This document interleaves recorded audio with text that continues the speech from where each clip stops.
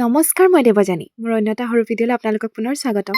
এয়া যোৱাকালি দেই, গাঁৱতে আমাৰ কেটাৰিঙৰ অনুষ্ঠান এটা আছিলে। চ' গোটেইকেইজনী তালে বুলি ওলাই গৈছো। গোটেইকেইজনী মানে আমাৰ ছগৰাকীকহে তেওঁলোকে মাতিছিলে আৰু আমাৰ ঘৰৰ পৰা বেছিডোখৰ দূৰত নহয়, সেইকাৰণে খোজেৰে গৈছো। আজি আমাৰ ড্ৰেছ আছিলে ব্লু। চ' গোটেইকেইজনী নীলা পৰি গৈ 1মান বজাত বিয়াৰ ঘৰত উপস্থিত হলো। আৰু আপোনালোকে নটিচ কৰিছেনে বাৰু? আজি আমি যে তিনিজনীয়ে ছেম ইয়াৰিংছ পিন্ধিছো, মই হাতেৰে বনোৱা দেই। এইকেইটা কামৰ মাজতে আজৰি সময় অকণমানত লৈ থোৱা ভিডিঅ' ক্লিপ। ৰাতি প্ৰায় 11মান বজাত আমাৰ কাম সামৰিলো আৰু গৃহস্থে আমাক বিদায় দিলে। 1 মিনিট ৰ'ব, meet my friend Rimon. Hello' guys, কি খবৰ চবৰে? তাই চেনেলটো চবেই লাইক কমেণ্ট শ্বেয়াৰ আৰু ছাবস্ক্ৰাইব কৰিব নাপাহৰিব, লগতে থকা বেল আইকনটো টিপিবলৈ নাপাহৰিব।